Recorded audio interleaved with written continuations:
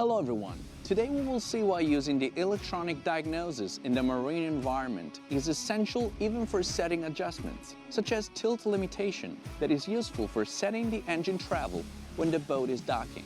This allows avoiding unpleasant consequences if the full engine travel is limited by particular conformations of the aft end.